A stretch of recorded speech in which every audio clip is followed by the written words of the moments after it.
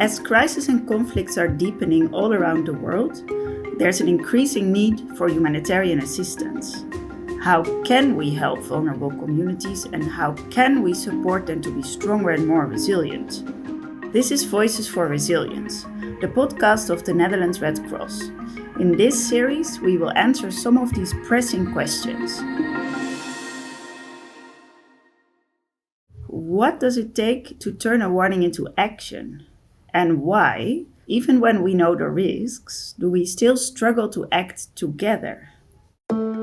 Hello, I'm Annika Smits, the Netherlands Red Cross Program Delegate in Uganda. Join me and my colleagues from the Uganda Red Cross, Grace, Emmanuel, Brenda, Joan and Apollo, as we explore what it really takes to break the silos that hold back effective disaster preparedness. In this episode, we focus on the Water at the Heart of Climate Action project and what Uganda can teach us about collaboration, early warnings and resilience. When a disaster strikes, timing is everything. But what happens when a warning is delayed or is misunderstood or never arrives where it's supposed to arrive? What if the data sits in the office and never reaches the people who need to act? In Uganda, we're learning that early warnings are not just about better forecasting, they're about building better connections across sectors, across agencies, and across communities. What does climate disruption look like on the ground in Uganda? My colleague Grace has been tracking the changes and he's seen the consequences firsthand. Uganda lies in the African continent, in the East African region, and by setup is bordered by a number of hills. The south is bordered by Lake Victoria, which has a number of tributaries flowing in from the different angles of the country, major as the main drainage system of the country, flowing through the River Nile to South Sudan in the north.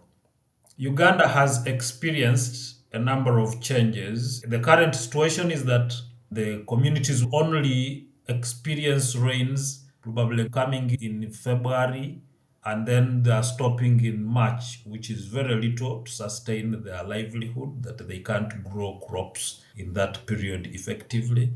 And then you find the rains are coming unexpectedly in July.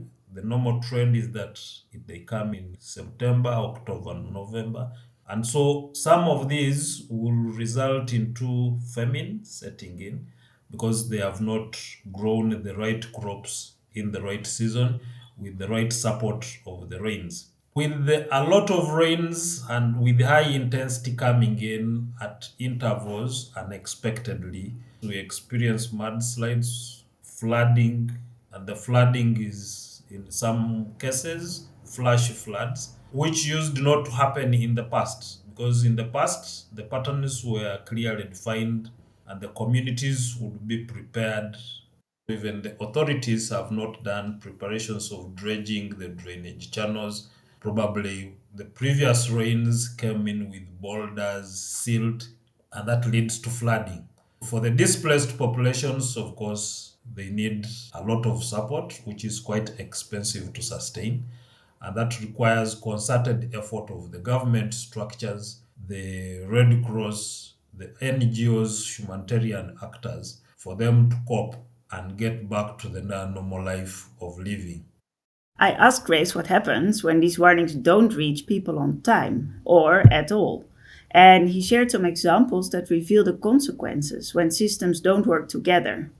An example is in the eastern part of the country, the Elgon region, where we experienced heavy rains with high intensity, and that resulted into a mudslide in the Buda district, which led to loss of hundreds of lives. Thousands were displaced, loss of property, animals, name it. And this had triple effects that the mudslide was now washed to the lower parts of the river that blocked the rivers and led to floods in the lower belts. So even the community living in the lower belts was equally affected, displaced. They lost their crops, property in the houses.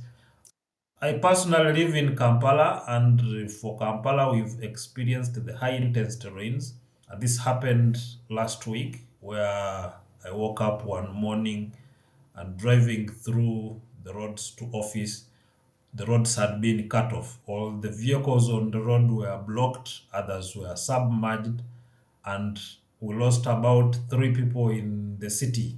So this is just as an example of one of the cases, and this has happened in several other cities where transit populations are caught up in a flash flood and you lose lives. Mobilizing resources in a short period of time is quite difficult.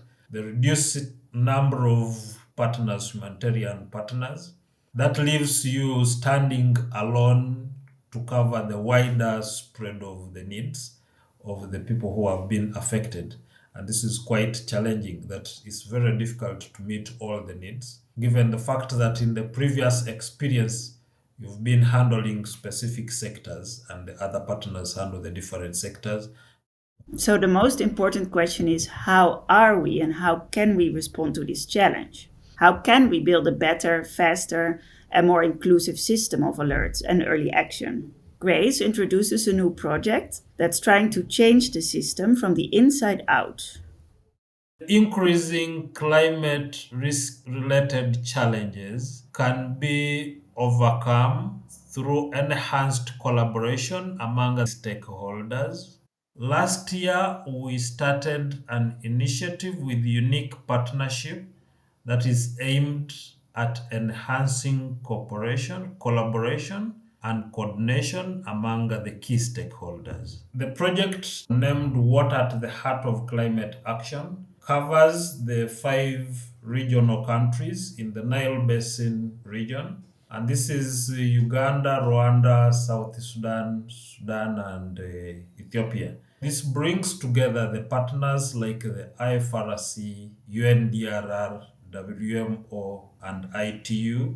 And for the Water at the Heart, which is currently funded by the Dutch government of foreign affairs, translates to a national partnership which brings together a unique set of partners, that is the Office of the Prime Minister, the agency in charge of forecasting, that is UNMA, the Ministry of Water, and the Uganda Red Cross Society.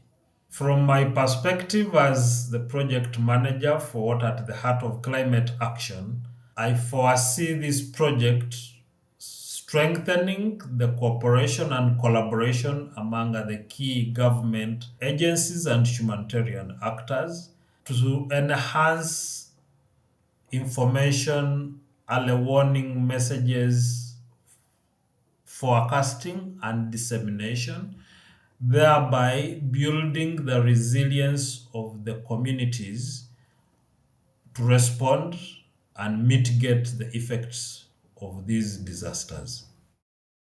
And to see how collaboration can really work and what it asks of us, we spoke with Emmanuel, who leads Uganda Red Cross's anticipatory action efforts.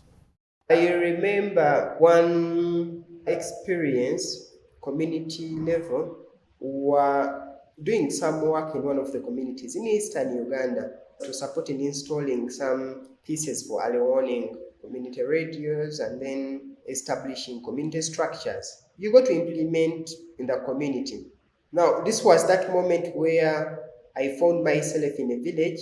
We've done the rest of what we've done, and actually, what we are going to implement is already there. There is already a structure, and then we sit and then we discuss. And literally, all the information, all that you've done in the matrix and the feasibility, you're getting an entire new perspective. What excites me with the community is you always learn. This is what I have. What do you have? It's an open book. And for our communities in Uganda, the moment you go and you want to learn, you will definitely learn because they will definitely tell you everything. And this makes me happy. In 2018, we started a project called Innovative Approaches to Response Preparedness in Uganda, Kenya, and Ethiopia.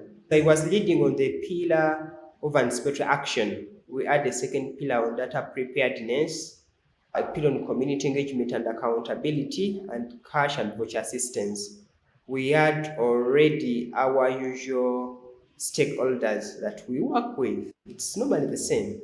So now we are stepping into a theme, into anticipatory action at national level that needs to get outside our zone of the usual stakeholders.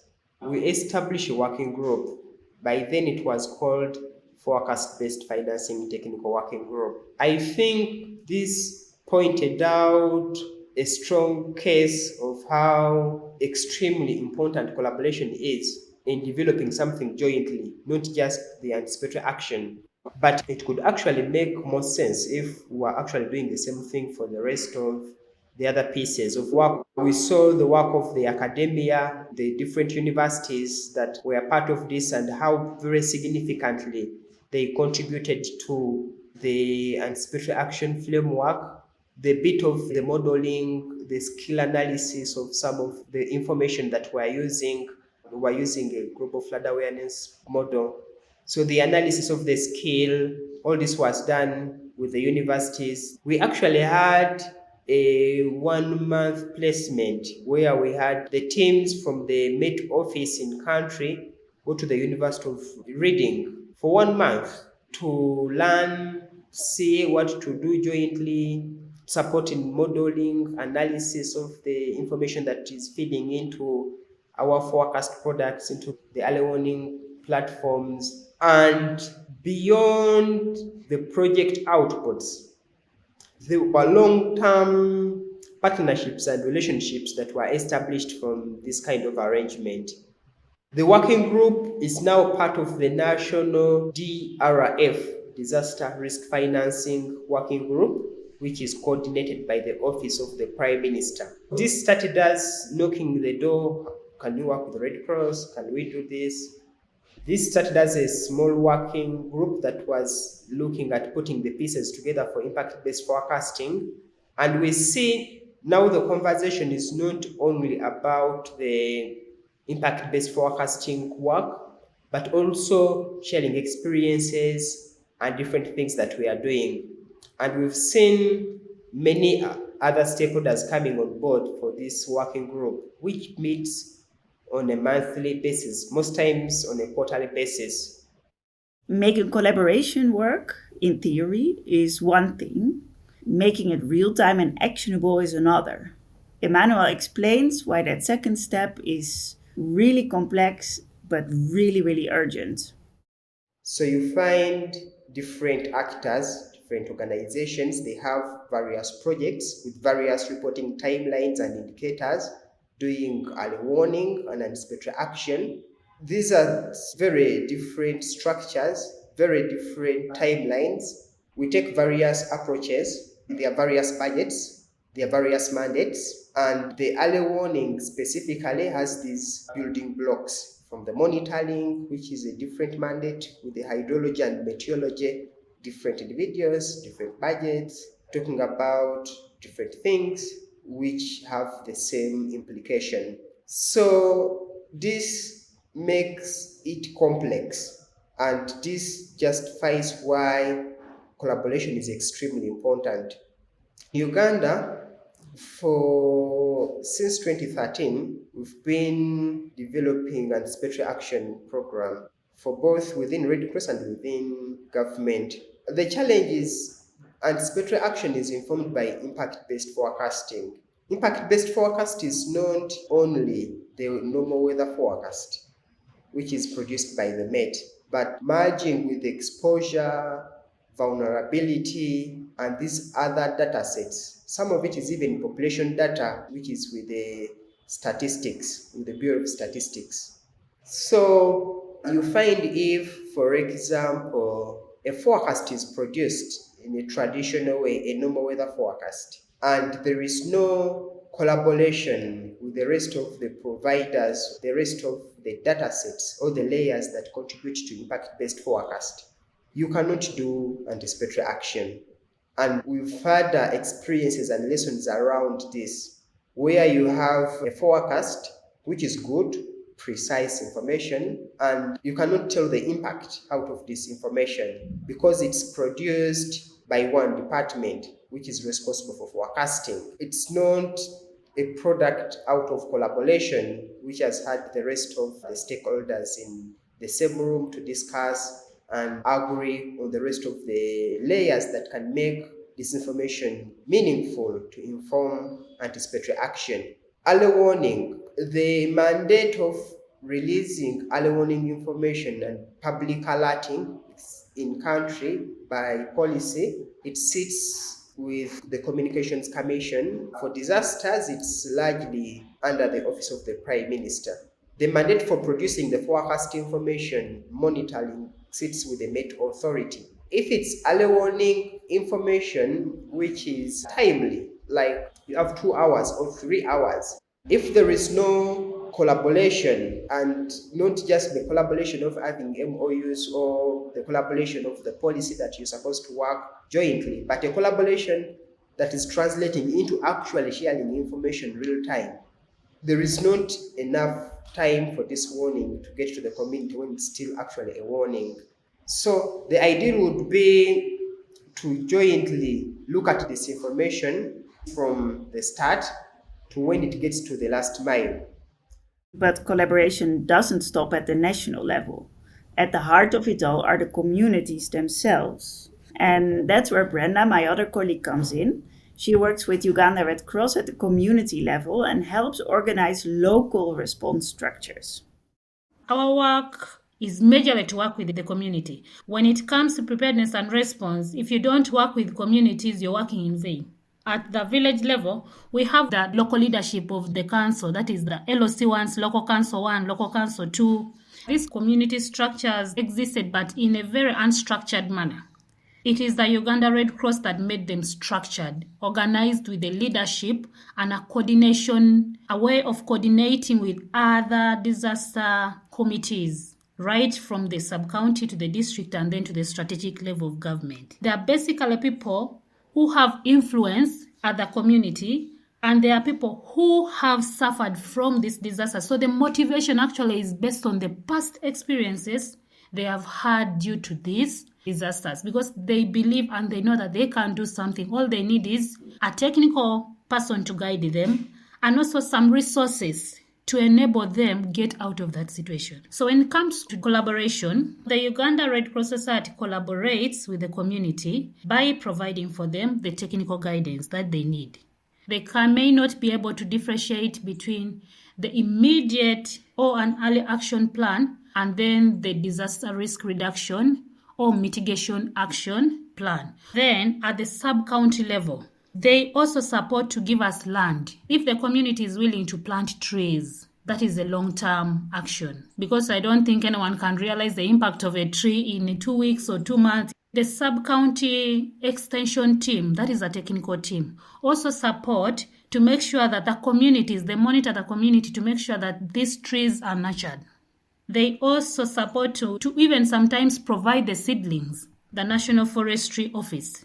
And then the district, the Natural Resources Officer alongside the Environmental Officer help and give us the technical guidance on how are these trees planted, which kind of species thrive in the flood-prone areas, and which kind of species thrive in the landslide-prone areas. And then as Red Cross, we also build the capacity of the district disaster management committees to make sure that they have the knowledge on how to map the hazards in their respective locations, and also how to respond and how to draw disaster response plans. And we do this by supporting them to develop a document called the Multi-Hazard District Contingency Plan, a document they can use to coordinate preparedness and responses, but also to lobby for resources. Brenda has clearly seen how doing things together, from collecting data to planting trees, can change not just the outcomes, but also the relationships. The one thing that I have learned in all responses that I would wish that it's done everywhere else is having the data collection done jointly by all the supporting partners, by all the responding partners. There it gives you a chance One, to come together, sit and analyze and make sense out of that data that you've collected, but also make sure that no partner has left anything out, because at the fielder you might end up leaving something out. I have also learned that I wish it would be something done everywhere else, is also to jointly do preparedness. Because you might find, let's say we have a partner called Accord, it's a local partner. It could be having funds for development of the district multi-hazard contingency plan. But the Uganda Red Cross also has the same funds. So how would you collaborate to make sure that, one, you have the same objective, support the same people without wasting resources? So bring yourselves together, share the expertise that you have, implement this activity together, and you'll see that you'll end up saving a few resources that could go and support another district. So borrowing from one another, the learnings, the experiences, the expertise would also be a very good thing for us to do. Whenever you're doing preparedness, mitigation, response, name it, you are doing it with one objective of supporting the local person down there. Never leave the local person down there right from the planning level. If you leave out the local person with the kind of projects we have where at some point you have to start and leave, it means when you leave your project, there's no ownership by the community. So involve the local person so that your response is more of need-based than supply-based. Let it not be what you want to offer to the people, but let instead it be what the people actually want. Because even if you give them what you have, trust me, they will go back to the prone areas and die, and you'll keep responding and responding and responding, which doesn't make sense. Of course, warnings are only useful if people understand and trust them. That's where communication remains essential. My colleague Joan is a branch manager at Uganda Red Cross, and together with her volunteers team, she works in the communities. When we look at preparedness, our early warning actions, our risk communications, sometimes there is assumption from people sending this early warning action that everyone is going to get this communication and they will take it positively. Someone sending a message and assuming that this person has seen the message, especially with our local communities, where we find that some people don't have phones, some people don't have radios, and some people are far away, like their homes are distant homes, and someone could feel lazy walking to the other neighbor's home to alert them. When people hear this communication, of course everyone takes it independently. You'll find people with different myths of, like they start having myths of, no, that is a lie, that can't be, how can they know? They never even believe that technology or science is real. An experience of a family which we visited in Namasagali sub-county. We reached this household and the situation really wasn't amazing. On a one-to-one talk with the head of the family, that was the father of the house, he had to narrate what really happened, and he said that they were in position to receive the early warnings, but they had these early warnings as rumors from their friends in the evenings when they sat in their main communities to drink. So this particular head of the family did not take this information serious because it sounded like a joke and people kept laughing about this information. So after like 1 week, he says that the water levels rose and they were not prepared because they did not take any action to see the drainage channels, to see where they will evacuate to, and the waters had to come and fill the spaces of the house. Sad to hear that the waters came in the middle of the night. So it being late, it's dark, they don't have power, they really face challenges to see what is happening. They did not have candles, they did not have light, they didn't have phones to put light, and they had children in the house. They were really in shock, they were disturbed, and they looked helpless. The woman was able to carry the children, the little ones, for safety. They ran out of the house. Those mature children, those that had some energy, the youths, were able to carry a few of what they would need for rescue, but it was really challenging. So the collaboration between the officers and the people on ground, the local communities, is also a challenge when it comes to information being delivered in order for them to prepare for the incoming events. Joan also explains what people need to make those life saving key decisions and why reporting matters as well. Sometimes these people will want to respond, but you'll find challenges like they don't have where to go. They have fear that they'll be leaving their property behind, like their houses, which they feel like that is the best they could have. They want to really respond, but sometimes even the information cannot reach them. So we will find that early warnings sometimes are not the best practice. But if my organization can try to support these communities earlier before these incidences come, then the better, by helping them construct those small structures away from these places that are so prone to these floods, and then try to see how best you help them survive. Because if you support them in that way, that means they will not really have this direct effect of the water, of the floodings. The best way to convince people is through reporting, because every other time you work and fail to report or to document success stories or document challenges, then it becomes challenging. Some organizations or some implementing partners that would love to support or work with us or to work with any other organization sometimes may withdraw or may sit back just because they are not informed, they are not aware that certain challenges are happening in a particular area. So if we are in position to report to the district and then the district is able to at least read these reports in these meetings that they set, the meetings for the implementing partners, and then also appreciate the work that is done and report on the gaps, then that would be really very good, because it will be an eye opener to those organizations that would really wish to provide extra support. Some lessons don't come from reports, they come from experience and memory. Here's Apollo, a Red Cross volunteer, whose life changed forever after a flood and who now tries to change others. We have experienced as a family where I used to be, and we are not so close in the riverbanks, but we had a distance. When we had heavy rain pour at night, we are sleeping and we are not expecting anything happening. So it was at around 3 a.m.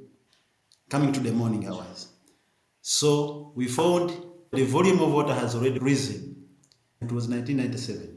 I was 7. I was going to P1. So I was still a younger boy, but of course the people who suffered most were our parents. The parents were struggling to move the children out to make sure they're in a safe place. But they wouldn't even mind to go for the animals or what. They were looking at the children first. Because in our family we are six of us. The water just flow inside the house. So the materials which were within, like the clothes, what those ones, were damaged. The food which were stored in the house, the maize, because we normally keep our maize in there after the harvest, we have to store some food in the house. So those maize were affected. The flour which was within had been covered with water. And really, that one brought up famine. All the animals died because the level of the water raised to an extent where the animals were covered. The cows, the goats, the hens were all demolished and died. I'm telling you, up to now, even if you wake me at night, it will never disappear in my brain. It is still there hunting because we suffered a lot. That thing forced me to join Red Cross because the team of Red Cross came on the ground, and when they came on the ground, they did assessment, they did what? They brought E05 things to us. So I said, oh, this is how we can do it. And that motivated me to join the organization. And up to now, that's why I'm still in the Uganda Red Cross. We normally share this experience with those people who are hesitant to move. Because when I give them my story, what will happen to us? So when I try to explain that person, you will be able to understand, really, I'm one of them, the victim who were affected by the flooding. So this is what we did, and now that's how we are. So if you want also your family to succeed, the area you are living is a bit risky. The only way to save your children or your family is to locate and get a safer place. I refer to myself, what happened to us, because we lost a lot of things. We lost many properties, animals, cows. We had many cows at home, but all of them were taken away. Even last year when we had the Buloganya team, we had a session, and I myself, I went and also give them a reference what happened to us when we were still young. I told them, if you would be hesitant to not to move, you would be losing lives. But we moved to the safer place, and that's why we are here. You see us here. So my information I'm passing, I'm saving your family, we are saving the community to make sure that you be in the safe place so that you can be able to stay and plan for the future. As we've heard throughout this episode, early warning systems are not just about predictions, they're about people. From high-level coordination to community-led action, resilience depends on relationships. It takes listening, adjusting, showing up before the flood, not after. Whether it's a government department, a Red Cross volunteer, or a local council member, when we work in silos, we fail together. But when we collaborate, we move faster, we reach further, and prepare better. That's the heart of all projects, and perhaps the most important lesson we can share. If you want to know more about the Water at Heart of Climate Action program, you can follow updates from the partner organizations, among which the Uganda and the Netherlands Red Cross, on their websites. That's it for today. This was the Voices for Resilience podcast of the Netherlands Red Cross. My name is Annika Smits. It was a pleasure sharing these stories with you. Thank you for listening and stay tuned for the next episode.